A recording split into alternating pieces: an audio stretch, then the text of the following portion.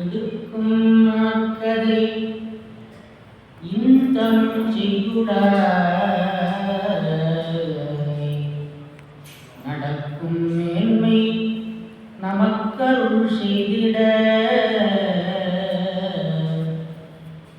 தடக்கை ஐந்துடை தாழ் செவின் முடி கடற்களிற்றை கருத்துள் இருத்துவார் கடற்களிற்றை கருத்துள் இருத்துவார்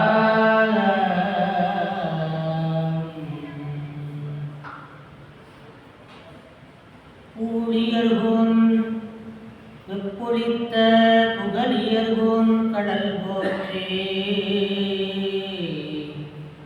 ஆழிமிசை கண் இதப்பில் அணைந்தபிரான் அடி போற்றி வாழி திருநாவலூர் வன்றுண்டர் பதம் போற்றி ஊழிமணி திருவாதபூரர் திருத்தாள் போற்றி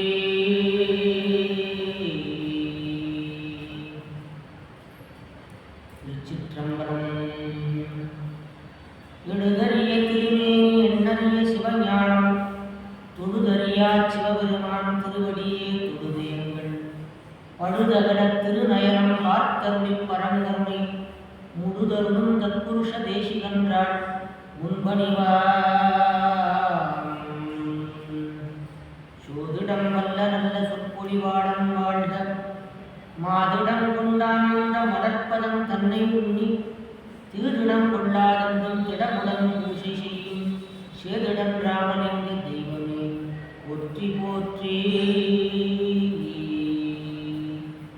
திருச்சிற்றம்பலம். பார்வதி பதையே. அருள்வடிவாகிய அம்பரவாணனுடைய பெருங்கருணையினாலே இன்று பெரிய புராண விரிவுரை என்கின்ற ஞான விஷயிலே தடுத்தாட்கொண்ட புராணம் என்கின்ற பகுதி பற்றி பேசுவதற்கு ஏற்படுகின்றேன். சிவபெருமான் ஒவ்வொருடைய தவத்திற்கு தக்கவாறு ஒவ்வொரு விதமாக ஆண்டு கொள்கிறார். அவரவர் பக்குவத்துக்கு தகுந்த மாதிரி. அதிலே நம்முடைய நால்வர் பெருமக்களை ஆண்டு கொண்ட விதம் அற்புதமானது. இந்த நால்வரும் கைலாயத்திலேயே இருந்தவர்கள். அங்கிருந்து இங்கே நம்மளை பார்த்துட்டு போறதுக்காக வந்திருக்காங்க, நமக்காக வந்தவர்கள். அதனாலே சுவாமியானவர் அந்த நால்வர் பெருமக்களையும் இங்கே வரச் செய்து அவர்களை ஆண்டு கொண்டு அவர்கள் மூலமாக அதிசயமான தமிழ் பாடல்களை எல்லாம் நமக்கு கொடுத்திருக்கிறார். அந்த வகையிலே சுந்தரமூர்த்தி சுவாமிகளை தடுத்து ஆட்கொள்கிறார். ஏன் தடுத்து ஆண்டு கொண்டார் என்றால், கைலாயத்திலேயே இவர் கேட்டுக்கொண்டார். பூவுலகத்திலே பிறந்தால் உன்னை மறக்கும்படியாக வந்துவிடும். சுவாமிகள் எதற்காக பயப்படுறாருன்னா, பெருமான மறந்துடுவோமோ அப்படின்னு. அதனால உன்னை மறந்து விடுவேனோ, அப்படி மறவாமல் இருப்பதற்காக தேவரில் என்னை தடுத்து ஆண்டு கொள்ள வேண்டும் என்று அங்கேயே விண்ணப்பம். ஐயனே தடுத்து ஆண்டருள் புரிகிறான், கைகள் அஞ்சலி கூப்பி கலங்கினான், செய்ய சேவடி நீங்கும் சிறுமையை மையல் மானுடமாய் மயங்கும் வழி. இந்த மனித பிறப்புக்கு ஒரு அழைப்பு வரும். மையல் மானுடமாய் மயங்கும் வழி ஐயனே தடுத்து ஆண்டருள் புரிகிறான் என்று அவர் விண்ணப்பம். அதன்படி இவரை தடுத்து ஆண்டு கொண்டார். திருஞான சம்பந்தரை எடுத்து ஆண்டு கொண்டார். ஒரு பிள்ளை எடுத்து ஆண்டு கொண்டார். அப்பர் சுவாமிகளை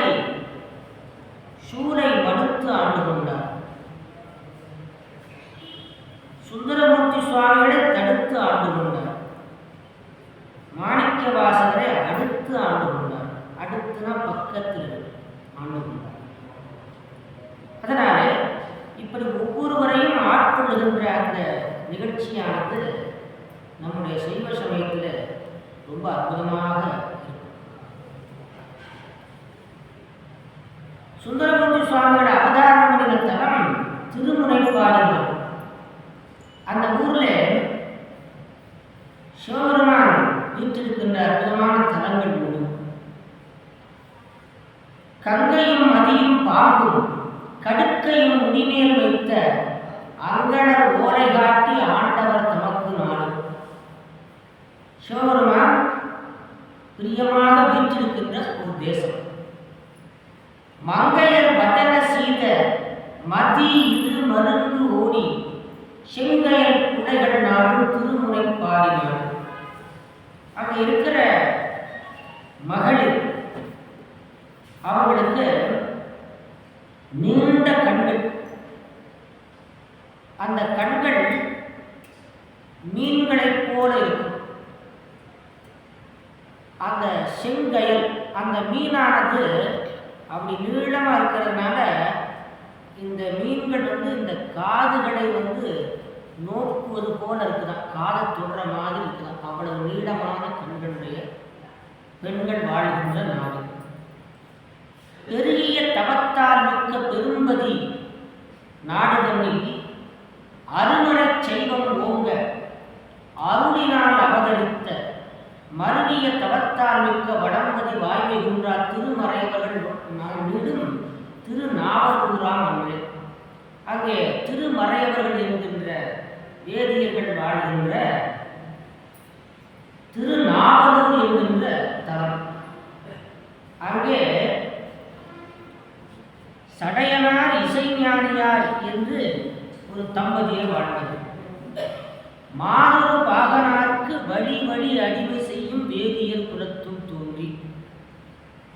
அவங்க யார் என்றால் சிவாச்சாரியார் பரம்பரையிலே வந்தவர்கள்.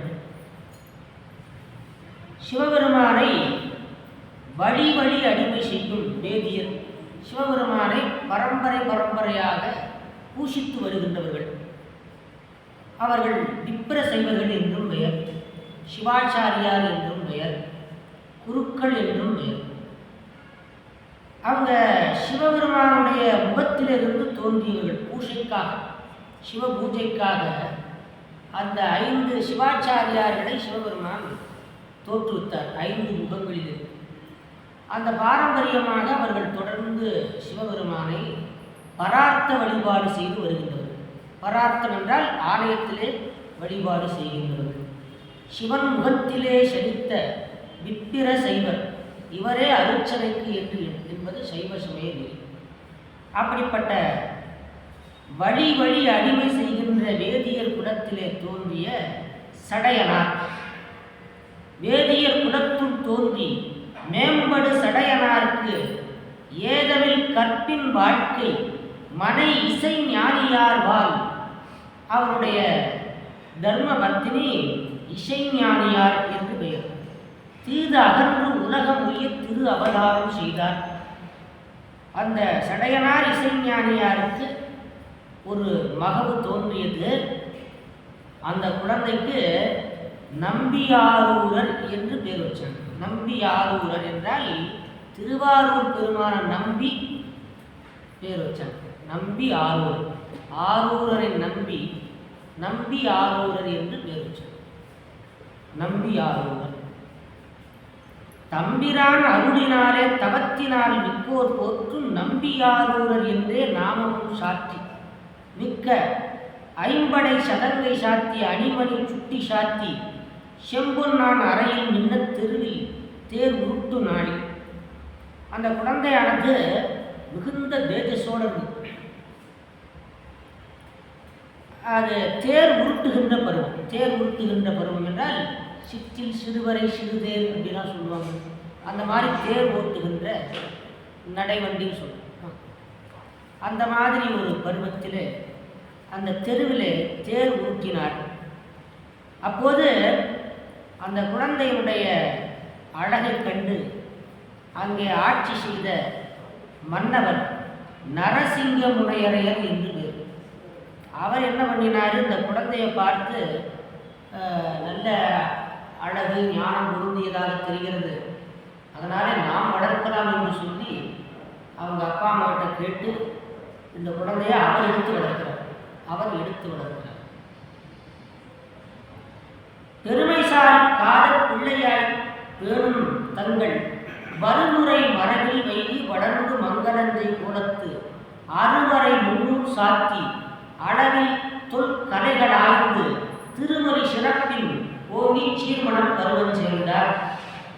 அந்த குழந்தைக்கு பூணூல் கல்யாணம் உபநயனம் என்கின்ற ஒரு மந்திர உபதேசம். உபநயனம் என்பது உபதேசம், செவியிலே மந்திரத்தை உபதேசம் பெற்றுக்கொள்வது.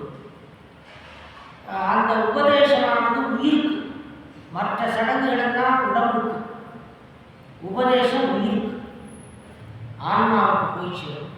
அதனால 5வது வயசு அல்லது 7வது வயசிலே சிவபெருமானுடைய பஞ்சாட்சர மந்திரத்தை குரு மூலமாக கேட்டுக்கொள்வது உயிருக்கு உறுதியை தரும். அதுக்கு உபதேசம் என்று பெயர். காயத்ரி மந்திரத்தை உபதேசமாக பெறுவதற்கு உபநயனம் என்று சொல்வார்கள். உபநயனம் 3வது கண். இப்போ 2 கண் இருக்கிறது, 3வது ஞானக்கண், உபநயனம் கூடுதலாக. அப்படிப்பட்ட உபதேசம் முதலான சடங்குகளை எல்லாம் சிறப்பாக செய்து அதற்கு மேலே பல்விதமான கலைகளை எல்லாம் கற்றுக் கொடுத்தனர், எல்லாம் கற்றுக்கொண்டார். சுந்தரருக்கா சொல்லி தரணும், எல்லா விதமான கலைகளை அவருக்கு வந்துவிட்டது. 16 வயது பிராயத்திலே சகல கலைகளையும் கற்றுக்கொண்டார். அருமறை முன்னூர் சாத்தி அளவில் தொல் கலைகள் ஆய்ந்து திருமணி சிறப்பின் ஓங்கி சீர் மணப்பருவம் சேர்ந்தார். அப்படி வளர்ந்து வருகின்ற அவருக்கு 16 வயது வந்தது.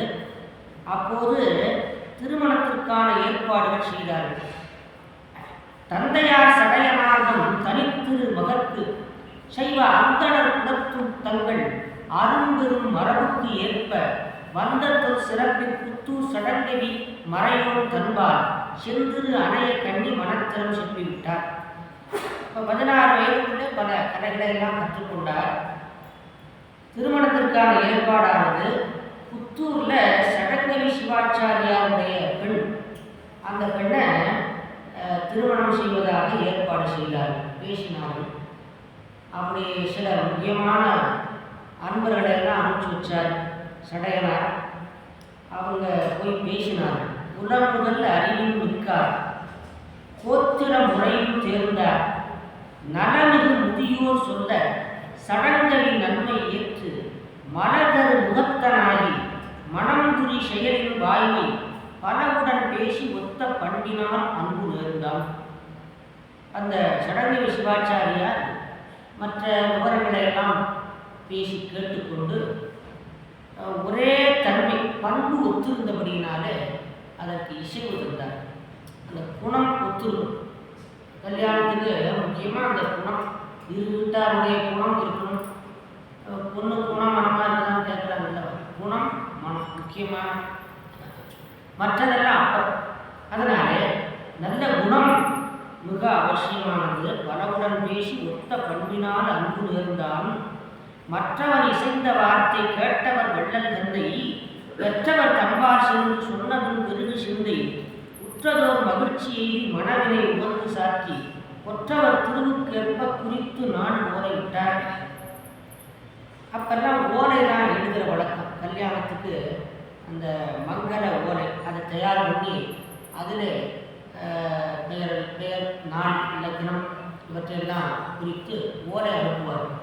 அப்படிப்பட்ட ஒரு முறையில் ஓலை அனுப்பினார்கள், மன ஓலை.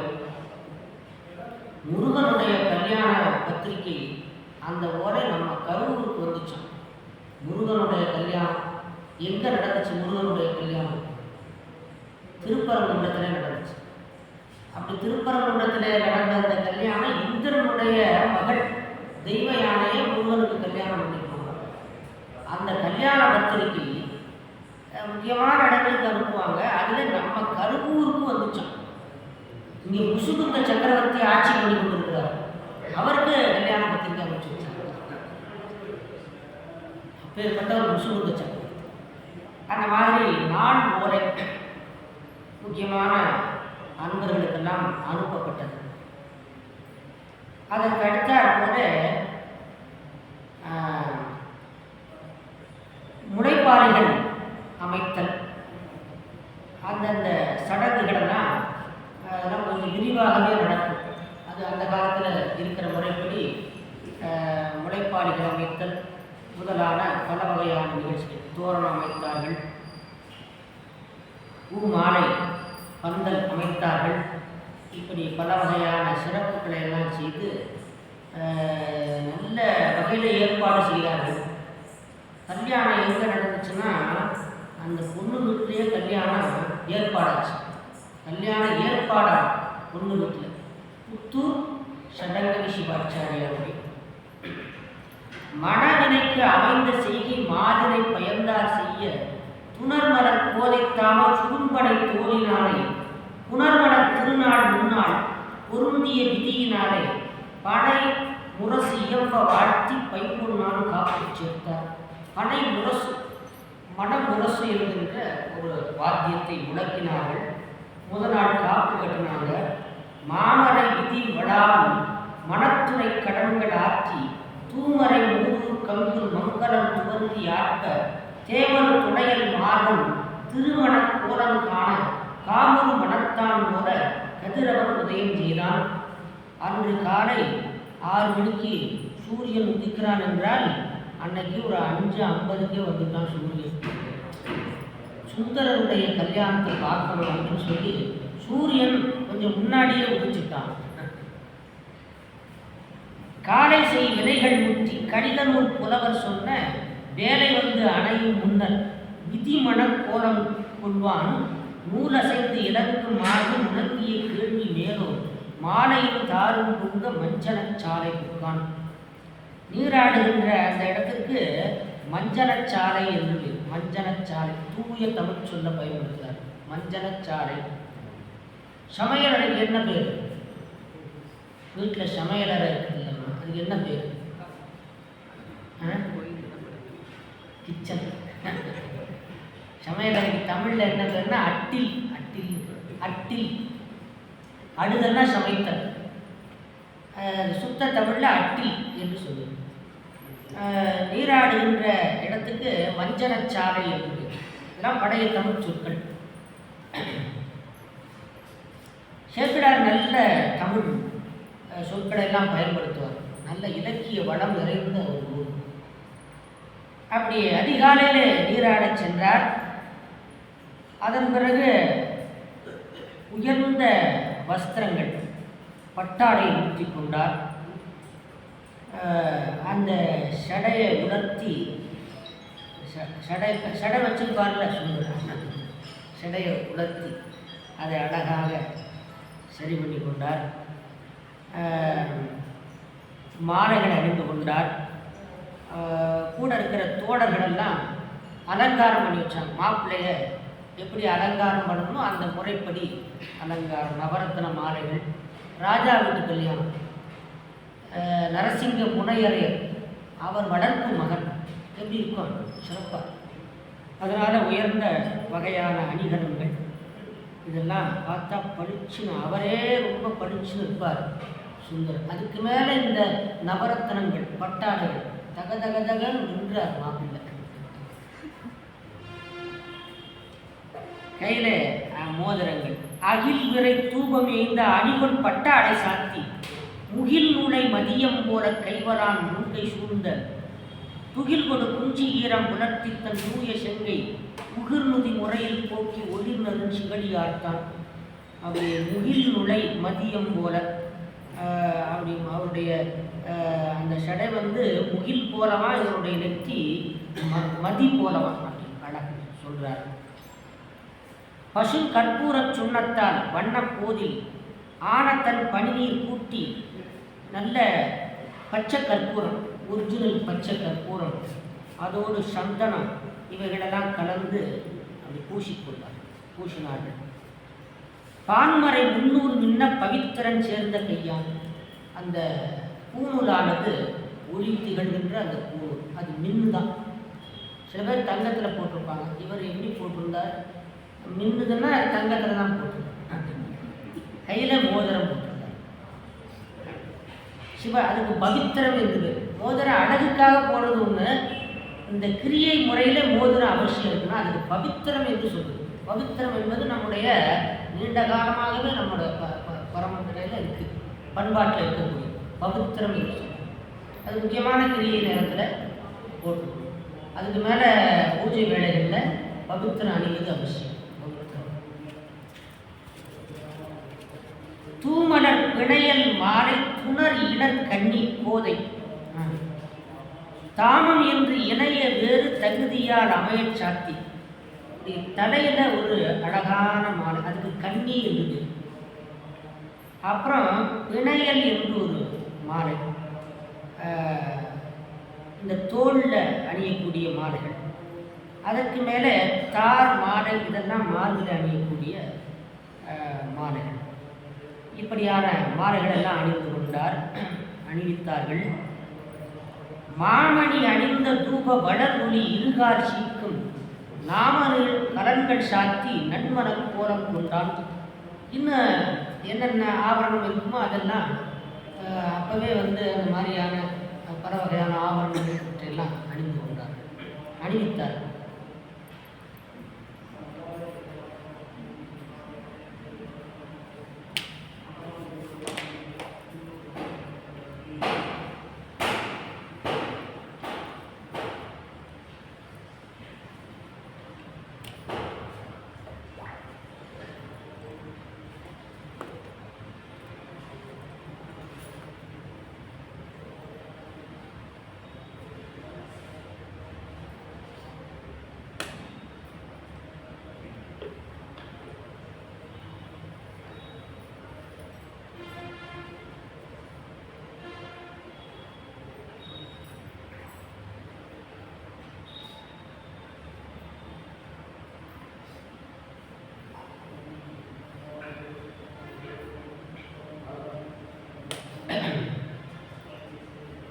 நெற்றியில நல்ல திருநீர் கமகமகமன் வாசனை வீசும். திருநீர் அவசியமா இருக்கு எல்லா நேரத்திலையும். அழகு தருவது விபூதி தான். குழந்தையிலிருந்து வயசானவங்க வரைக்கும் முகத்துக்கு அழகு தருவது விபூதி. அதனாலதான் ஞானசம்பந்தர் சொன்னார், சுந்தரமாவது நீரினார். சுந்தரம்னா அழகு, அழகு தருவது விபூதி. அதனால கவனமாக சொல்றார் பாருங்க சேக்கிழார், விபூதி அணிந்திருந்த கோலம். அதற்கு மேலே நல்ல சிந்தூரம். இப்படி பார்த்தா கழுத்துல ருத்ராட்ச மாலைகள். இதை பார்த்தா எப்படி தெரியுதுன்னா ரெண்டு வகையான அழகு இருக்குதான். ஒன்று ராஜாவுடைய பிள்ளை, அப்படி ஒரு அழகு இருக்கு. அதுக்கு மேலே இந்த வைதிக சம்பிரதாயப்படி அந்த ஒரு அழகு. சைவ வேடம், சைவ திருநீற்றின் பொலிவழகு, திருநீற்றின் பொலிவழகு. சிவ வேடமாகிய மங்கள வேடத்தினுடைய அழகு. எது மங்களம் என்றால், எது தவ வேடம் மங்கள வேடம் என்றால், விபூதி ருத்ராட்சம் அணிந்து அந்த பஞ்சாட்சரம் சொல்லுகின்ற அழகுதான் மங்களமான வேடம். இது சிவவேடம் என்று சொல்லுவது, சிவவேடம் என்று சொல்லுவது. அதனால இந்த ரெண்டு அழகு சேர்ந்திருந்துதான் சுந்தரமூர்த்தி சுவாமிகளுக்கு சிவவேடமும் தவ வேடமும், அந்த அரச இளவரசு என்கின்ற அந்த வேடம். இப்போ பார்த்தா சுந்தரர் அப்படி சொல்லு பேரழகம். குதிரையில் ஏறி வருகிறார், குதிரையில் வருகிறார், மரம் உண்டு. அப்போ யாரை குதிரையெல்லாம் திருமணத்தில் பயன்படுத்துவாங்க. அப்படியான அழகோடு திகழ்கிறார். மன்னவர் திருவும் தங்கள் வைதிக திருவும் பொங்க. பொங்கனா அந்த அழகு இயற்கையா. மன்னவர் திருவும் தங்கள் வைதிக திருவும் பொங்க நன்னகர் விளவு கொள்ள நம்பியாரூரர் நாதன் தன்னடி மனத்துக்கொண்டு தகுந்திரு நீரு சாத்தி பொன்னணி மணியார் யோக உறவி மேற்கொண்டு போந்தார். அப்படி குதிரையிலே வருகிறார். ரொம்ப அற்புதமான சிவபெருமான் மதுரையில மாணிக்க வாசகருக்காக குதிரையில வந்தார். அந்த தோற்றம் அது சொல்லி முடியாத ஒரு அழகம். அதை நினைச்சு நினைச்சு மாணிக்க வாசகர் திரும்ப திரும்ப அதை நினைச்சு நினைச்சு பாடுறாரு. அப்படி அது குதிரை மேல வந்த அழகு. சுவாமி ரொம்ப அழகா இருக்காரு. குதிரை வியாபாரியா வர்றாரு. அந்த அழகை மாணிக்க வாசகர் நன்றாக கண்டு அனுபவித்தார். உருவாக வந்தார். அப்புறம் மண் சுமக்கக்கூடிய அந்த ஒரு தொழிலாளியா வந்தார். இப்ப குதிரை வியாபாரியா வர்றாரு. இந்த அழகு மற்றவங்களுக்கு தெரியாது, இவருக்கு தெரியும், மாணிக்க வாசகருக்கு தெரியும். அங்க இருந்த மக்கள் எல்லாரும் என்ன ஆயிட்டாங்களா, அப்படியே மரம் போல ஆயிட்டாங்களாம். அந்த ஊர்ல இருந்த மக்கள் எல்லாரும் அந்த காட்சியை கண்ட உடனே எல்லாம் அப்படியே மரம் ஆயிட்டாங்களாம். அசையாமல் இமை கொட்டாமல் அந்த குதிரை மேல வந்த தோற்றத்தையே பார்த்தார்கள். மறவியல் மேற்கொண்டு தம்மையும் தாமறியால் மறந்தேன். உறவியின் மேல் வர முந்தி புலப்பட்ட பூங்குடியார் மறவியல் மேற்கொண்டு தம்மையும் தாமறியால் மறந்தேன். வெள்ளைக்கலிங்கத்தரு வெண்டிரு முண்டத்தரு பள்ளி குப்பாயத்தரு அன்னே என்னும் பள்ளி குப்பாயத்தர் பாய்வரி மேற்கொண்டன் உள்ளம் கவர்வதால் அன்னே என்னும் என்று வர்ணிப்பார் மாணிக்க வாசகர். அப்படியே அதே போல நம்ம சுந்தரமூர்த்தி சுவாமிகள் இப்போது குதிரை வாகனத்தில் காட்சி அளிக்கிறார். அந்த ஊரில் அப்படி வருகிறார். யோகப்புறவி. இது என்ன புறவி என்றால் யோகப்புறவி. அப்படிப்பட்ட ஒரு சிறந்த அழகு பொருந்திய குதிரை மீது ஆரோகணித்தார். இயம்பல துவைப்ப பல்வகையான வாத்தியங்கள் முழங்கின. மாதர் நயந்து பல்லாண்டு போற்ற நல்ல பல்லாண்டு வாழ்த்து கூறினார்கள். நான்மறை ஒளியின் ஓங்க வேதங்களை முழங்கினார்கள். வியந்து பார் விரும்ப வந்து விரைவினருக்கு இன்பம் செய்தே உயர்ந்தவர் தான யானங்கள் மிசை கொண்டால் உடையரானார். மற்ற அன்பர்கள் எல்லாரும் அவரவர் வாகனத்திலே வந்தார்கள். மங்கள கீத மறையவர் குழாங்களோடு தொங்கலு விரையும் சூழ்ந்த மைந்தரும் துவங்கி சூடும் பங்கைய முகையும் சாய்த்து பனைத்தெழுந்து அணியில் நிற்க குங்கும முலையினாரும் பறந்தெடுப்பு வைத்தாய். அப்படி சுந்தரர் ஒரு பெரும் கூட்டத்தோடு அப்படி குதிரை மேலே வந்து கொண்டிருக்கிறார். அதே போல அங்கே அந்த புத்தூர் சடங்கவி சிவாச்சாரியாருடைய பெண் மணமகள் அவங்களும் நல்ல மணப்பெண் கோலம் கொண்டு அவர்கள் வந்து கொண்டிருக்கிறார்கள். அருங்கடி எழுந்த போதில் ஆர்த்தவள் வடைகளாலும் அங்கே பார்த்தால் அவங்க ஒரு கூட்டத்தோட அப்படி பூங்கும்பு அசைந்து வருவது போல அவர்கள் வந்து கொண்டிருக்கிறார். அந்த மணப்பெண் வந்து கொண்டிருக்கிறாள். கடல் போல இருக்குதான் கூட்டம். இந்த பக்கமும் கூட்டம், அந்த பக்கமும் கூட்டம். அரச குடும்பத்தை சார்ந்தவர்கள், மற்ற அமைச்சர்கள் எப்படி இருப்பாங்க, அந்த கூட்டம் எல்லாம் நிறைய இருக்குது.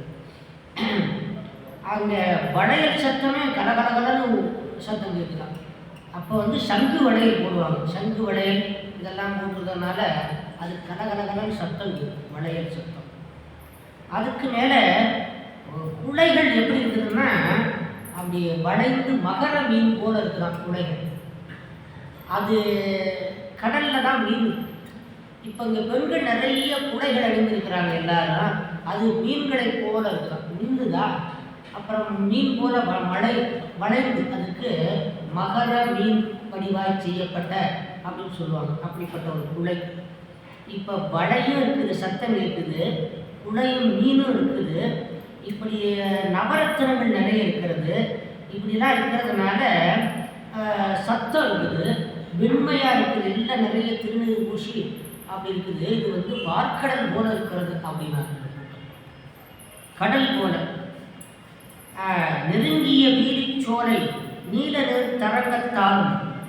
அதுக்கு மேலே அந்த அந்த பக்கம் தாய்மார்கள் அவங்க மகளிர் கூட்டம் எப்படி இருக்குதுன்னா, அங்கே வர்றவங்க எல்லாம் அப்படி மயிர்பீலி அணிந்திருக்கிறாங்க, நீளமான கூந்தல் நிறைய இருக்குது அவங்களுக்கு.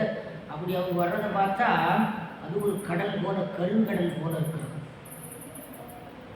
நெருங்கு தூரியங்கள் ஏங்க நிறைந்த சாமரைகள் ஓங்க, பொருள்குடை உடைந்து செல்ல பிணங்கு பூங்குடிகள் ஆட, அருங்கடி மனம் வந்தெய்த அன்பு தென்றும் அன்பில் வருங்குல மறையூர் புத்தூர் மனம் வந்த புத்தூர் ஆமால். இந்த அழகு தோன்றியதுனால அந்த ஊருக்கே மனம் வந்த புத்தூர் பேர் வந்துச்சான். மனம் வந்த புத்தூர். திருமணம் இப்படிப்பட்ட ஒரு திருமண ஏற்பாடு எங்கும் இருந்ததில்லை. அதனால அந்த ஊருக்கே ஒரு அழகு வந்ததுனால மனம் வந்த புத்தூர் என்று பெயர் வந்தது. நிறைகுடம் தூபம் தீபம் நெருங்கு பாலிகைகள் ஏந்தி நரைமலர் அறிவு சுண்ணம் நறும்பூரி பலவும் வீசி உரைமலி கதவை சார்ந்து உருகுரல் தெளித்து வீதி மறையவர் வடவார் வள்ளல் மனமீது கொள்ள வந்தார். அங்கே இருக்கிற பெண்கள் பன்னீர் தெளித்து வரவேற்றார்கள். மாப்பிள்ளையானவர் மணவரையில் உள்ளே இப்படி சென்று அமர்கிற போது அந்த கூட்டத்தில் இருந்த எல்லாரும் அங்கே இருக்கிற தாய்மார்கள் பேசிக்கொண்டார்கள். இந்த மாதிரி ஒரு அழகு பொருந்திய ஞானம் பொருந்திய ஒரு நல்ல மாப்பிள்ளையை பார்க்கறதுக்கு எண்ணில்லாத கண்கள் வேணும்படி அப்படின்னு சொன்னாங்க. அதே போல நம்ம சடங்கவி பொண்ணு இருக்கிறாளே, அவள் எவ்வளவுதான் தவம் பண்ணாலோ தெரியல. இந்த மாப்பிள்ளையை கல்யாணம் பண்ணிக்கிறதுக்கு அவள் எவ்வளவு தவம் பண்ணாலும் என்று பேசிக்கொள்கிறாள். கண்கள் எண்ணிலாத வேண்டும் காடையை காண என்பார். எண்ணில்லாத கண்கள் வேணும். கண்கள் எண்ணில்லாத வேண்டும் காடையை காண என்பார்.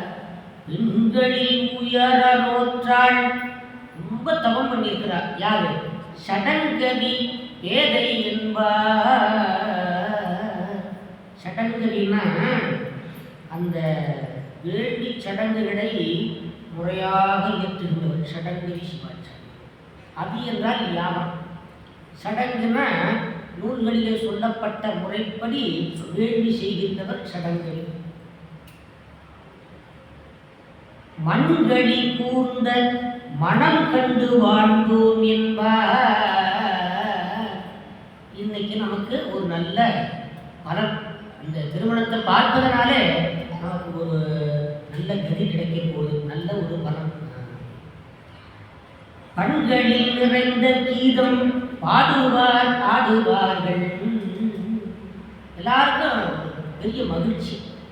அங்கே நடன கச்சேரி வச்சுருந்துருக்கிறாங்க, அவங்க பாடுகிறார்கள் ஆடுகிறார்கள்.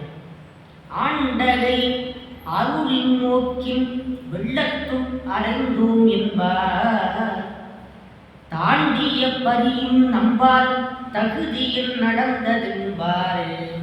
அந்த குதிரையானது மெல்ல நடந்து போச்சு. நம்ம நல்லா பார்க்கும்படியாக அந்த குதிரையை நம்ம ஒரு சௌகரியத்துக்கு ஏற்ப மெல்ல நடந்து போச்சு அப்படின்னா, பூண்டையங்கிவனே காணும் புண்ணிய மூர்த்தி என்பார். இவனே புண்ணிய மூர்த்தி என்று சொல்கிறார். ஈண்டிய மடவார் கூட்டம் இன்னன இசைப்பச் சென்றார். வருமண கோலத்திங்கள் வள்ளலார் தெள்ளும் வாச திருமணப் பந்தர் முன்பு சென்று வெண் சங்கம் எங்கும் பெருமழை குலத்தின் ஆர்ப்ப பரிமிசை இழிந்து வேணும் ஒரு மணத்திறத்தின் நிகழ்ந்தது மொழிவேன் உந்தேன். அப்படி குதிரையில் இறங்கி அப்படி உள்ளே சென்று அந்த மணவரையில் அமர்ந்தார். அந்த ஒரு காட்சி கண்கொள்ளா காட்சியாக சங்கு அந்த நேரத்தில் வெண்சங்கு முழங்கிடும். வெண்சங்கு சுந்தரர் வந்து அமர்கின்ற அந்த நேரத்தில் நம்ம துறையூர் அடியார்கள் வெண்சங்கு முழங்கிடும். சங்கம் சங்கு ஒரு மங்கள பிரணவ ஓசை. அப்படி சங்கம் முழங்கியது, மற்ற வாத்தியங்கள் முழங்கின. அந்த நேரத்தில் இப்போ மாப்பிள்ளை வந்து அமர்ந்தாச்சு, பொண்ணு வந்து அமர்ந்துட்டாங்க. இந்த நேரத்தில் கல்யாணத்தில் நடந்த ஒரு முக்கியமான ஒரு நிகழ்ச்சி என்ன அப்படிங்கிறத சொல்ல அப்படிங்கிற ஒரு பக்கம் சமையல் நடந்துட்டு, ஒரு பக்கம் இன்னிசை கட்சி, ஒரு பக்கம் திருமுறை கட்சி. அப்போ திருமுறை வந்துடுச்சு. சுந்தரர் காலத்தில் திருமுறையெல்லாம் பாடிட்டு இருந்திருக்காங்க. சுந்தரர் காலத்தில் திருமுறைகள் பாடப்பட்டு கொண்டிருந்தாங்க. திருமுறை, இன்னிசை, வேள்வி, இப்படி பல வகையான சிறப்புகளோடு அந்த கல்யாண மேடையானது ரொம்ப ஆரவாரமாக இருக்கிறது. அந்த கல்யாணத்துக்கு ஓலை அனுப்பாமலே, பத்திரிகை இல்லாமல் ஒரு விருந்தாளி இருந்துச்சு. அந்த விருந்தாளி யார் தெரியுமா? ஆறுமறை சூழ்ந்து கையிலை இன்கண் அருள் செய்ய. கைலாயத்திலிருந்து ஒருத்தர் வர்றார். வட கையிலிருந்து பத்திரிகை இல்லாமல் ஒருத்தர் கல்யாணத்துக்கு வர்றார். சாலு மொழியால் படி தடுத்தடிமை கொள்வான், மேலுற எழுந்து கீழுற அகழ்ந்து மாலும் அயனுக்கு அறியார் ஒருவர் வந்தார். அவர் பேர் சேக்கடாரு தெரியலையா? மாலுக்கு அயனுக்கு அறியவர் வந்தார். ஒரு ஆள் மேலே தேடி போனான். யாரு? பிரம்மா. கீழே ஒரு ஆள் அகழ்ந்து அகழ்ந்து தேடி போனான். அந்த ரெண்டு பேர்த்தாலும் பார்க்க முடியாத ஒரு ஆள் வந்தார். கண்ணிடை கறந்த கதிர் விண்படம் எனச்சூ புண்ணிய நுதல் திரு முதல் புனித நீர் ஒலி பெய்த. அது வந்து ஒரு வெண்படம் போல அந்த கதிர் ஒளி வீசுகின்ற அந்த விபூதியானது அப்படி வெண்படம் படிச்சு வெள்ள விளையே திருநீர் நல்ல வெண்மையாக இருக்கும். இப்போ எல்லாம் கொஞ்சம் சாம்பல் இடத்துல தான் இருக்குது. திருநீர் முறையாக தயார் பண்ணால் வெண்மையாக இருக்கும். அதில் கொஞ்சம் வாசனை, இயற்கையான வாசனை கூடிய கலந்து வச்சோம்னா அதை பூசி பாருங்க, என்ன ஆனந்தமாக இருக்கும்.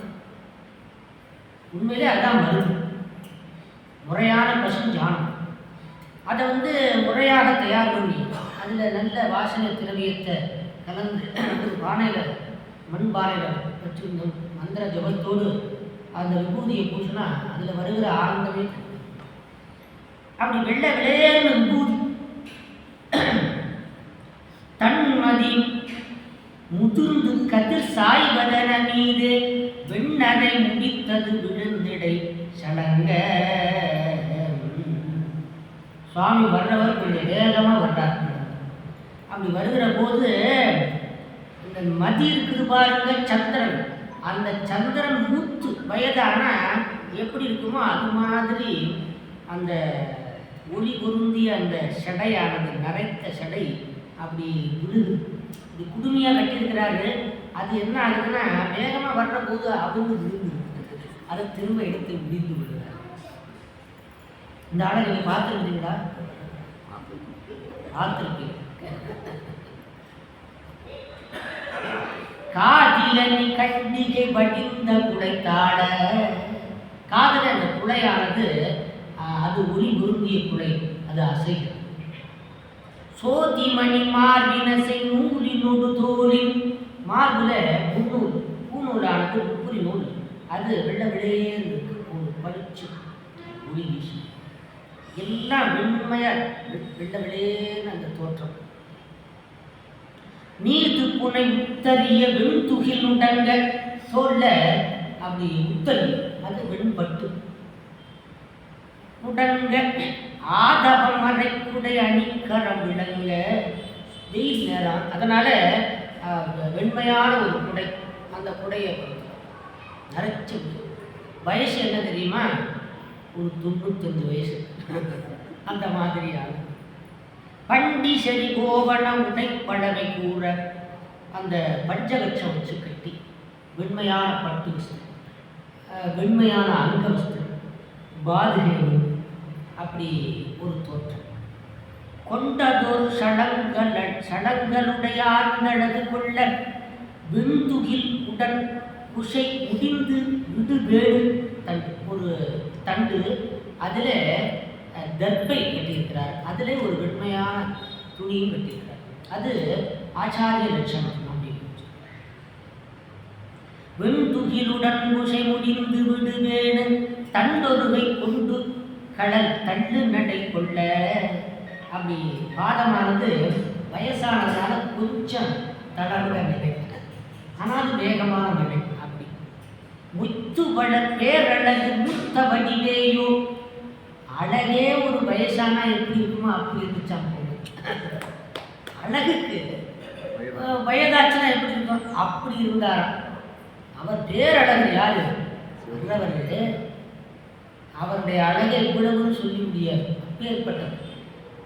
இப்போ வயசான போனோன்னா அழகே மூத்து இருக்கிறது மாதிரி இருந்துச்சான் சேக்கிடாருடைய கவிநயம். இது இந்த இடம்லாம் யாரும் அப்படின்னு சொல்லலை, சேக்கிடார் தான் அப்படி கவி நயம் கொடுக்குறாரு. முத்து வளர் பேரழகு மூத்த வடிவேயோ, அத்தகைய முப்பெனும் அதன் வடிவமேயோ, நித்த நெறி வைதிகம் இழைத்த முதலேயோ. அந்த வைதிகம் என்கின்ற அந்த சைவ சமயத்தினுடைய, வைதிக சமயத்தினுடைய அந்த தேஜஸ், அந்த ஒரு அழகு, அந்த வடிவமே மூத்து விட்டதோ என்று சொல்லும்படியாக அந்த கோலம் இருந்துச்சு. அந்த விபூதி, ருத்ராட்சம், பஞ்சகட்சம், பூணூல், இப்படியான அந்த ஒரு தோற்றம். மித்த நெறி வைதிகம் விளைந்த முதலேயோ, வைதிகம் விளைந்த முதல். இத்தகைய வேடமென ஐய முறை எய்தி வந்து திருமாமரை மனத்தொழில் தொடங்கும் பந்தரிடை நம்பி எதிர் பண்ணு சபை முன்னின்று இந்த மொழி கேள்வின் எதிர் யாவர்களும் என்றான் முந்தை மறை 1000 ஒளிந்த திருவாயான். அந்த சபை முன்னால் நின்றாரு. அப்படி நின்று எல்லாரும் கேளுங்கள் அப்படின்னாரு. என்ன சொல்றாரு? சொன்னவர் யார் தெரியுமா? முந்தை மறை 1000 ஒளிந்த திருவாயான், 1000 வேதங்களை சொன்ன பெருமான் இப்ப நான் சொல்றதை கேளுங்கன்னா சபையோர்களே என்றுரைசை அந்தணனை எண்ணில் மறையோரும் மண்டல் வினை மங்கள மடங்கலனையாலும் நன்றுமது நல்வரவு நங்கள் தவமின்றே நின்றதிவன் நீர்மொழியின் நீர்மொழிவதென்றார். மாப்பிள்ளை அப்படி அங்க இருக்கிறாருன்னா கொஞ்சம் பக்கத்துல நின்றாரு.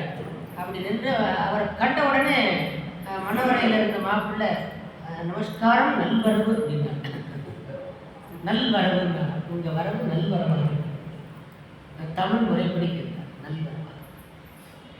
நன்றுமது நல்வரவு நங்கள் தவம் என்று நாங்கள் செய்த தீர்த்தம், உங்க விஷயத்தை சொல்லுங்க அப்படின்னாங்க. இங்க இருக்கிறவங்க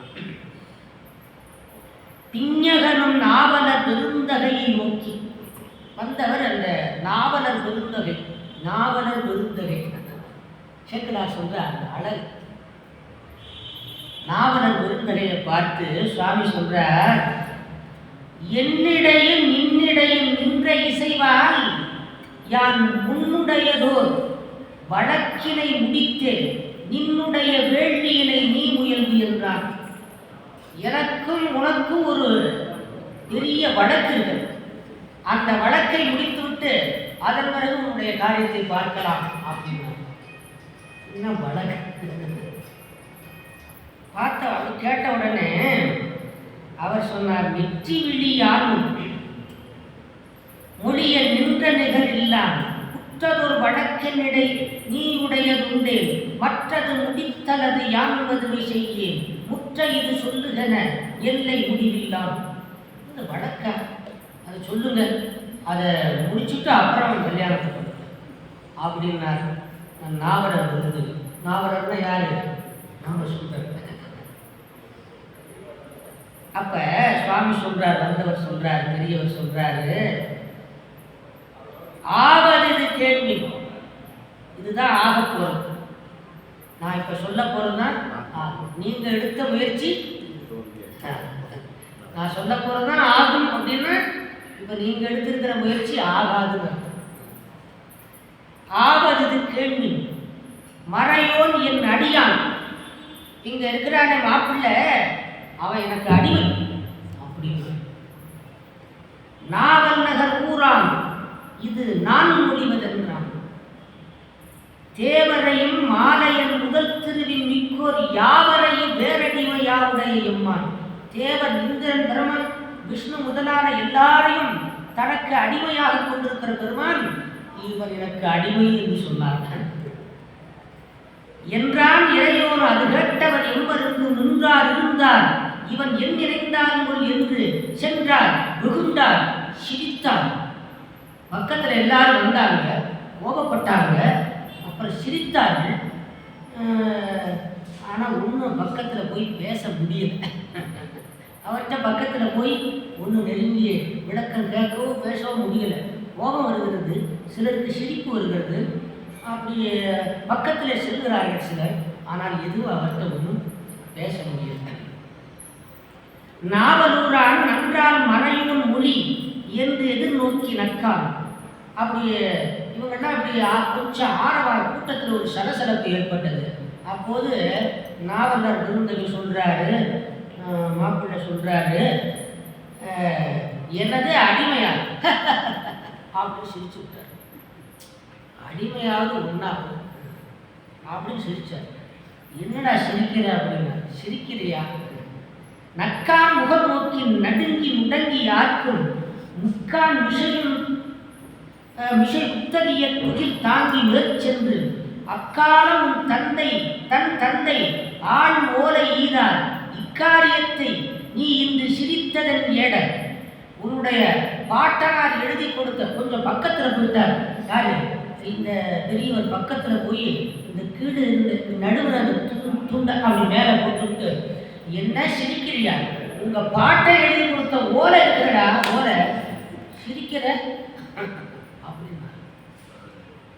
அப்படி சொன்ன உடனே ஓலை இருக்கிறது, பாட்டம் எழுதி கொடுத்த ஓலைன்னா அது புதுமையா இருக்குல்ல, கேள்விப்பட்டு அந்த சிரிப்பு மாறிடுச்சு.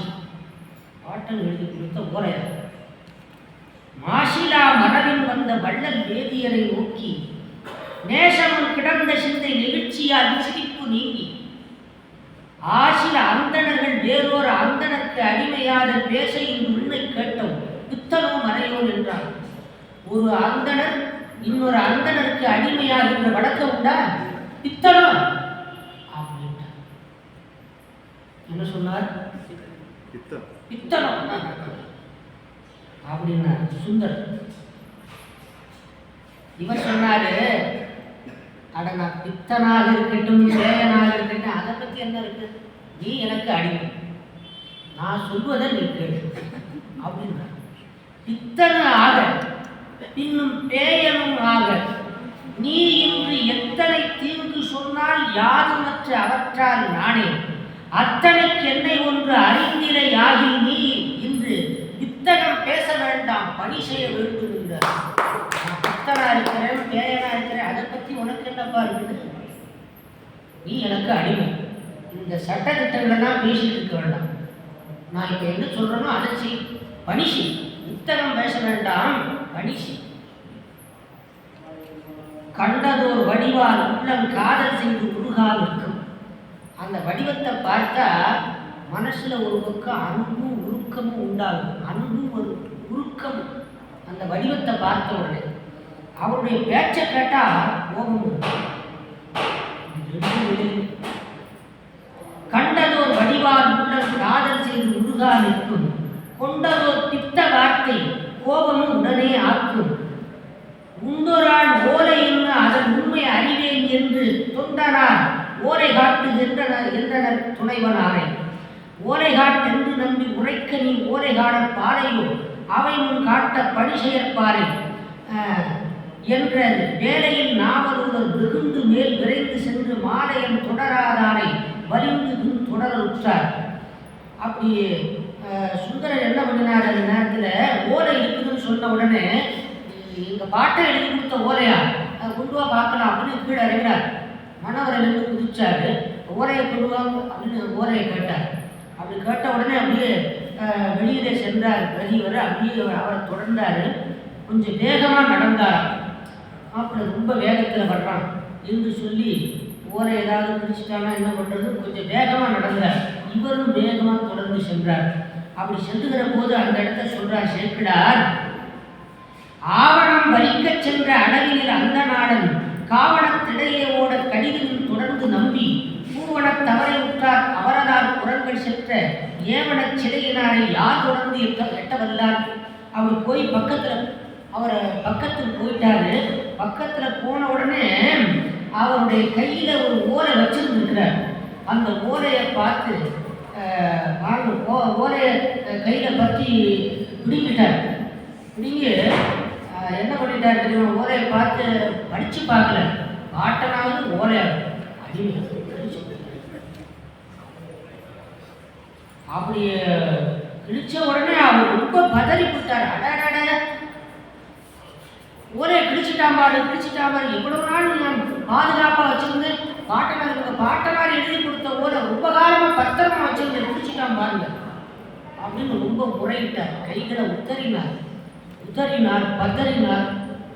பாருங்க இந்த மாதிரி பண்ணலாமா, இவன் என் ஓலையை கிழிச்சிட்டானே, இதுலேருந்தே நீங்கள் தெரிஞ்சுக்கீங்க இவன் அடிமைங்க, இதுலேருந்தே தெரிஞ்சுக்கிட்டீங்களா அப்படின்னா. அப்படி சொன்ன உடனே பெரியவரே பொறுங்க நாங்கள் எல்லாரும் அருமறை முறை தின்னும் அறிவதற்கு அறியான் பற்றி ஒரு முறையோ என்ன உலை நின்றார் விளக்கி இந்த பெருமறை உலகில் இல்லா நெறிவென்று பிணக்குகின்ற திருமறை உள்வரையை எங்குடி செப்புகள். அப்போ ஜனங்கள் எல்லாரும் அவரை சூழ்ந்து வந்து, ஐயா பெரியவரே பொறுமையாக இருங்க, நீங்கள் எந்த ஊருங்க அப்படின்னு கேட்டாங்க. அவர் சொன்னார், ஊர் இருக்கட்டுங்க, முதல்ல விஷயத்தை சொல்லுங்க, ஏங்க கிழிக்கிறான், நான் இந்த ஊர் பக்கத்தில் திருவண்ணநல்லூர் தான், நான் அதெல்லாம் இருக்கட்டும், ஓரை கிழிக்கலாமா அதை சொல்லுவேன். அது கிழிச்சது தவறு தான், பக்கத்தில் வந்து சபையில் பேசுங்க அப்படின்னு சொன்னார். அழைச்சிட்டு போனார் திருவண்ணநல்லூர். குலைவரை காதினான், இவன் இப்படி ஓலையை கிழிச்சதுனாலேயே இவன் அடிமைங்கிறத அவனே நிரூபிச்சுட்டான். குலைவரை காதினானை கோதில் ஆரூரர் நோக்கி பழைய மன்றாடி போதும் இவன் என்று பண்பின் மிக்க விளைவுறு மனமும் பொங்க வெண்ணை நல்லூராயேறி உன் விளைநெறி வாழ்க்கை அங்கே பேச நீ போதாய் என்றார். நீங்கள் திருவண்ணநல்லூர்னு சொல்கிறீங்க, அங்கேயே போய் நம்ம வழக்க விசாரணை பண்ணுவோம் என்று எல்லாரும் சொன்னார்கள். திருவண்ணநல்லூருக்கு போனால் அங்கே சபையோர்கள் கூடி இருந்தாங்க. ரெடியாக தயார் பண்ணி வச்சுட்டார், ஏற்கனவே எல்லாம் ரெடியாக அவங்கெல்லாம் இருந்தாங்க. அப்படி இருந்தபோது அங்கே சென்று இவர் ஒரு பக்கம் அவர் ஒரு பக்கம் இருந்தார். மாப்பிள்ளை பக்கம் ஒரு கூட்டம், இந்த பக்கம் இவர் தனியாளாக இருந்தார். அதிக சொந்த பந்தம் இல்லைப்பா, அதனால் தனியாக நின்றார். அப்படி நின்றபோது என்ன பெரியவரேன்னு கேட்டாங்க. இந்த மாதிரி இவன் எழுதி இந்த பாட்டன் எழுதி கொடுத்த ஓலை என்கிட்ட இருக்குது, இவன் எனக்கு அடிமை, இதுக்கு இந்த பாட்டனார் எழுதி கொடுத்த ஓலை அதை வாங்கி கிழிச்சுட்டாங்க அப்படின்னு இதை கேட்டு சொல்லுவது. அப்படி சொன்ன உடனே இந்த மாதிரி நீங்கள் என்ன சொல்கிறீங்க என்று இவரை கேட்டாங்க. இந்த மாதிரி இவர் என்னை அடிமை என்று சொல்கிறார். ஒரு வேதியர் இன்னொரு வேதியருக்கு அடிமையாவது வழக்கத்தில் இல்லை, இவர் சொல்லுவது ஒரு மாயை போல தெரிகிறது அப்படின்னார். அப்படி சொன்ன உடனே இவர் சொன்னார், அங்கே இருக்கிறவங்க சொன்னாங்க, பெரியவரே நீங்கள் எல்லாம், இவர் சொன்னார், என்னை பற்றி உங்களுக்கு தெரியும், நான் ஒரு ஆதி செய்வன், இந்த மாதிரி இவன் மறுத்து பேசுகிறான், அதனால் நீங்களே கேட்டு சொல்லுங்க அப்படின்னு பெரியவர் சொன்னார். அப்போ அவங்க சொல்கிறாங்க, சபையோர்கள் இந்த மாதிரி நீங்கள் சொல்கிறதும் சரிதான், அந்த பையன் சொல்கிறதும் சரிதான், ஆனால் நாங்கள் தீர்ப்பு கொடுக்குற போது அதுக்கு ஏதாவது ரெக்கார்டு, ஓரையாவது பிடிச்சிட்டாங்கிறீங்க, அதுக்கு ஆதாரம் இல்லாமல் நாங்கள் தீர்ப்பு கொடுக்குற வழக்கம் இல்லை, ஆட்சியில் ஆவணத்தில் அந்தி மற்ற அயலாளர்கள் சாட்சியில் 3 காட்டுவாயர்கள். ஆட்சினா அனுபவத்தில் இருக்கணும். ஒரு நிலம் ஒருத்தருக்கு உரியதுன்னா அனுபவத்தில் இருக்கணும், அல்லது சாட்சி இருக்கணும். இத்தனை வருஷமாக இவங்க தாங்க விவசாயம் பண்ணிட்டு இருக்கிறாங்க அப்படிங்கிற சாட்சி இருக்கணும், அல்லது நல்ல ரெக்கார்ட் இருக்கணும். இது இல்லாமல் நாங்கள் தீர்ப்பு கொடுக்க முடியாது இருக்காங்க அப்படி சொன்னோடனே பெரியவர் சொன்னார், நான் ஆவணம் வச்சிருக்கேன், பத்திரம் இருக்கிறது. முதல்ல பிடிச்ச போல ஷெராக்ஸ் நகல் படி போல மூளை போல பத்திரமா இருக்கு என்கிட்ட. ஆனால் எடுத்தா இவன் பிடிச்சிட்டான்னா அதுக்கு நீங்கள் ஏதாவது உத்தரவு கொடுக்குறீங்கன்னா நான் எடுக்கிறேன். ரொம்ப பாதுகாப்பா பெரியவரே எடுங்க, ஒன்றும் அதுக்கு சேதாரம் வராது, நீங்கள் தைரியமாக எடுங்க. எடுத்தா ரொம்ப பத்திரமா எடுக்கிறார். ஒரு முதல் அதை எடுத்து பத்திரமா அப்படி காமிச்சார். கண்ணு அங்கேயே இருக்கு மாப்பிள்ளைக்கு. அப்படி ஓரையை பார்த்து கொடுத்தார். அதை கரணத்தான் ஒருத்தர் வாசிக்கிறார், அதை படித்து தெளிவாக சொல்கிறது. அந்த கரணத்தான்கிட்ட கொடுத்தாங்க. அந்த கரணத்தான் வாங்கி படிக்கிறான். அதில் என்ன எழுதியிருக்குதுன்னா, ஓரையில் என்ன செய்திருக்கிறது என்றால், அருமறை நாவலாதி சைவன், அருமறை நாவல், நாவல்னா திருநாவல், ஆதி சைவன் ஆரூரன் செய்கை பெருமுனி வெண்ணை நல்லூர் பித்தனுக்கு யாரும் என்பார் வருமுறை மரபுலோரும் வழித்தொண்டு செய்தற்கு ஓலை இருமையால் எழுதி நேர்ந்தேன் இதற்கு இவை என் எழுத்து. திருநாவலூரிலே ஆதி சைவனாகிய ஆரூரன், இவருடைய பாட்டனார் பேரு ஆரூரன். ரெக்கார்டு கரெக்டாக தெளிவாக இருக்கு. திருநாவலூரில் இருக்கிற ஆதி சைவன் ஆரூரன் எழுதி கொண்ட கடிதம் இந்த வெண்ணை நல்லூரில் இருக்கிற பித்தனுக்கு, அந்த பேர் அதிலே பித்தன் இருக்கு.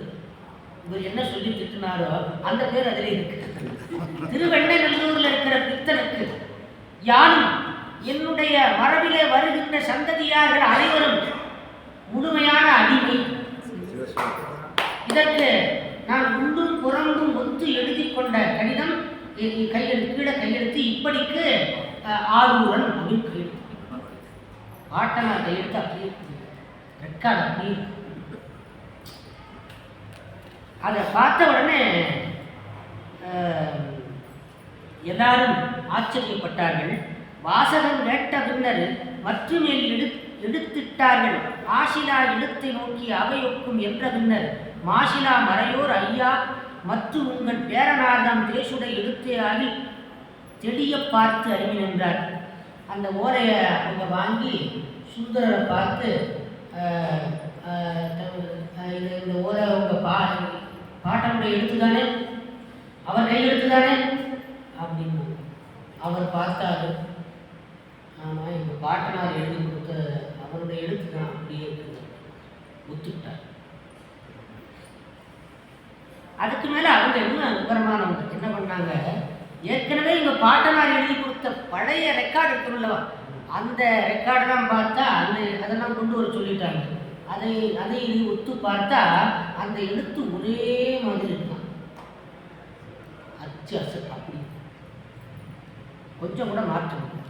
தொண்டனார் மறையோர் தாமன் திருநாவலூர் கோமுன் திரண்ட மாமறையும் மருண்டது தெளிய மற்ற மறையவன் எழுத்தால் ஓடை அரண்டது காப்பில் வேறொன்று அழைத்துடன் ஒப்பு நோக்கி 2 ஒத்து இருந்தது என்னே இனிச்செயல் இல்லை என்றார்.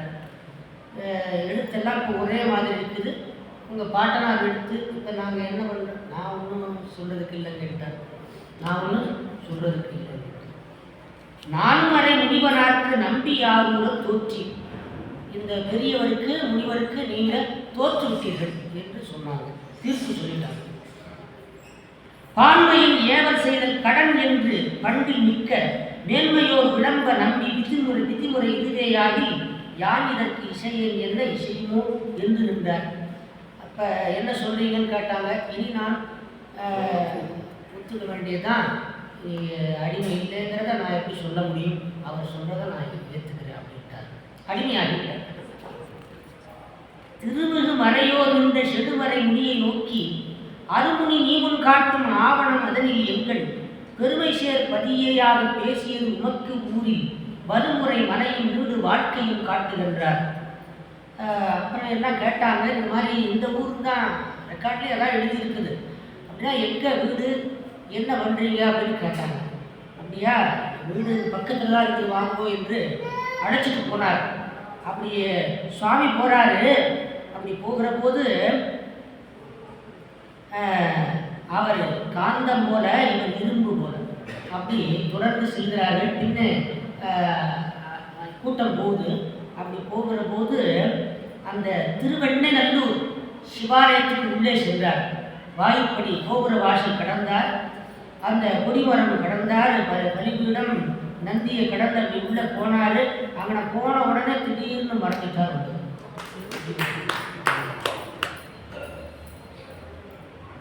எல்லாரும் பார்த்தாங்க. ஆச்சரியம் வந்தது. சுவாமி தான் அவர்களை யூகித்து கொண்டார்கள். அப்போது இவருக்கு அந்த ஞானம் வந்துவிட்டது. சுவாமி தான் இங்கு வந்திருக்கிறாரு என்று சொல்லி நல்ல தெளிவாக இன்னும் தெளிவாகவில்லை. ஒரு திகைப்பு இருந்தது. அப்படி திகைத்த போது சுவாமி எங்கே என்று திகைத்து இப்படி தேடினார். என்ன காணாமே அப்படின்னு தேடினார். அப்படி தேடிய போது சுவாமி அசரீரியாக சொன்னார், முன்பு நீ ரிஷப வாகனத்திலே காட்சி தந்தார். எம்பிரான் கோயில் என்ன இலங்கு நூல் மார்பர் எங்கள் நம்பர்தம் கோயில் உட்கது என்போரோ என்று நம்பி தம்பரு விருப்பினோடு தனி தொடர்ந்து அழைப்ப மாதோடு அப்படி சுவாமியை உருகி அழைத்தார். பெருமானே அப்படின்னாரு. அப்படி அழைத்த போது கும்பரின் விடைமேல் தோன்றி அவர் நமக்கு உணர்த்தலுற்றார். சுந்தரர் காணும்படியாக இடப வாகனத்திலே சிவபெருமான் அம்பானோடு காட்சி தந்து, அன்பனே முன்பு நீ நமக்கு தொண்டன், உட்பிறவிலே நீ நமக்கு தொண்டன், முன்னிய வேட்கை கூற பின்பு நம் ஏவனாலே பிறந்தரை, நம்முடைய உத்தரவினாலே திருநாவலூரில் வந்து நீ பிறந்தாய். மண்ணின் மீது துன்புறு வாழ்க்கை நின்னை தொடர்ந்து வந்து நம்முடைய துன்புறு வாழ்க்கை உன்னை தொடராமல் இருப்பதற்காக, துன்புறு வாழ்க்கை நின்னை தொடராமல் இருப்பதற்காக நாம் தொடர்ந்து வந்தோம். நாம் தொடர்ந்து வந்து நன்குல மறையோர் முன்னர் நாம் தடுத்து ஆண்டோம் என்றார். துன்பமாகிய வாழ்க்கை உன்னை தொடராமல் இருப்பதற்காக நாம் எல்லாருக்கும் முன்பாக வந்து நாம் உன்னை ஆண்டு கொண்டோம் அப்படின்னு சொன்னாரு. அப்படி சொன்ன உடனே கதறிவிட்டார் சுந்தரர். தாய்ப்பசுவனுடைய குரலை கேட்ட கன்று கதறுவது போல கதறினார். என்றும் ஓசை கேட்ட ஈன்ற ஆண் கனைப்பு கேட்ட ஈன்ற தாய்ப்பசு கன்று குட்டியை நோக்கி கதறுவது போல சுந்தரர் இப்பொழுது கதறினார். கன்று போல் கதறி நம்பி கரசரநாதி அங்கம் துன்றிய புலகமாக தொழுதலை தலைமையிலாக மன்றுளீர் செய்யும் செயலோ வலிய ஆட்கொண்டதென்றார். பெருமானே, என்னையும் ஒரு பொருட்டாக வந்து என்னை ஆண்டு கொண்டீரே என்று கண்ணீர் சொரிய எண்ணிய ஓசை ஐந்தும் அப்படி சொன்ன உடனே பஞ்ச துந்துவிகள் முழங்கின. தேவர்கள் மலர் மழை பொழிந்தார்கள். பூவுலகத்தில் எல்லாருக்கும் தன்னை அறியாமல் ஒரு ஆனந்த மகிழ்ச்சி உண்டானது. அப்போது பெருமான் சுவாமி சொன்னார், அன்பனே, நீ சபையிலே நம்மை வன்மை பேசிய காரணத்தினாலே உனக்கு வன்கொண்டன் என்கின்ற பட்டம் கொடுத்தது. அதனாலே நீ நம்மை தமிழ் மொழியிலே பாடு. நமக்கு பிரியமான வழிபாடு அர்ச்சனை பாட்டே ஆகும். அதனாலே செந்தமிழிலே நம்மை பாடுவாயாக அப்படின்னு சுவாமியானவர் அனுக்கிரகம் பண்ணார். அவர் சொன்னபோது மற்ற நீ வன்மை பேசி வன்கொண்டன் என்னும் நாமம் பெற்றனை நமக்கு அன்பில் பெருகிய சிறப்பின் மிக்க அர்ச்சனை பாட்டேயாகும். ஆதலால் மண்மேல் நம்மை சொற்றமிழ் பாடுகின்றார் தூமறை பாடும் வாயார். அப்படி சொன்ன உடனே நம்பி ஆறுவர் சொன்னார், பெருமானே, நான் தேவரீரை பற்றி என்ன தெரிந்து கொண்டேன், எனக்கு என்ன ஞானம் இருக்கிறது, எப்படி பாடுவேன், என் சொல்லி பாடுவேன் என்று கேட்டார். கேட்டவுடனே சுவாமி சொன்னார், சபையிலே நம்மை பித்தன் என்று வைதாயல்லவா, அதே முதலாக வைத்து பாடினார். அப்படி சொன்ன உடனே என் பெயர் பித்தன் என்றே பாடினார் சுவாமி. உடனே பாடுறாரு, பித்தா பிறை சூடி. அப்ப இப்ப சபையிலே சொன்ன போது பித்தா அப்படிங்கிறதுக்கு அர்த்தம் வேற, இப்ப பித்தா அப்படிங்கிறதுக்கு அர்த்தம் வேற. பெத்த மனம் பித்து, பிள்ளை மனம் கல்.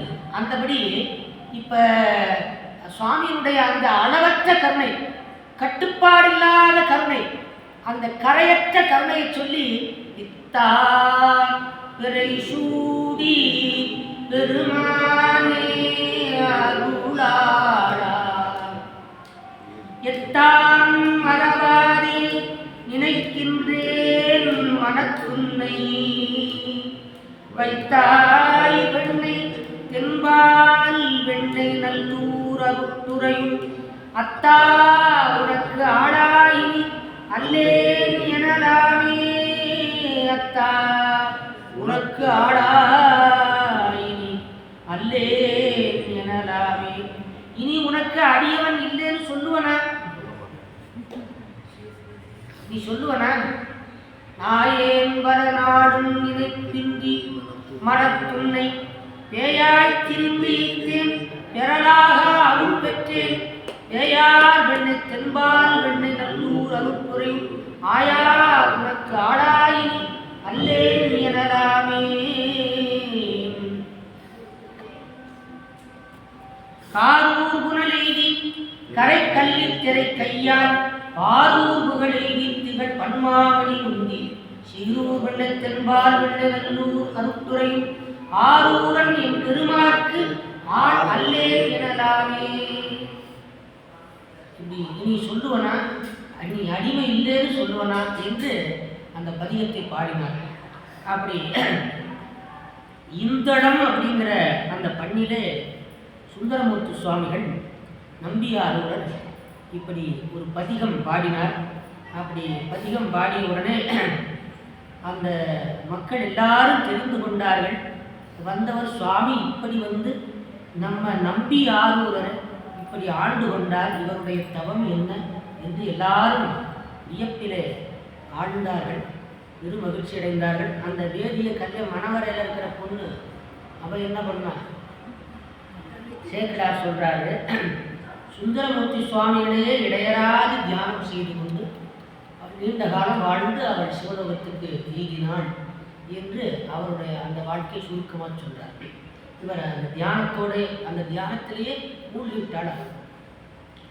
அப்படி பதிகம் பாடினார். அதன் பிறகு அதற்கு மேலே திருத்துறையூர் முதலான தலங்களுக்கெல்லாம் செல்லுகின்றார். சுவாமி அந்த இன்னிசை பதிகத்தை கேட்டு மிகுந்த மகிழ்ச்சி அடைந்தார். அதற்கு மேலே வருகின்ற நிகழ்ச்சிகளை எல்லாம் நாம் அடுத்த வாரத்தில் சந்திக்கலாம், சிந்திக்கலாம் என்று சொல்லி இந்த இடத்துல இந்த உரையை நிறைவு செய்கின்றது. திருச்சிற்றம்பலம். பார்வதி பதையே. அதனால நம்பியாரை தடுத்து ஆண்டு கொண்ட வரலாறு ரொம்ப அற்புதமான ஒரு வரலாறு.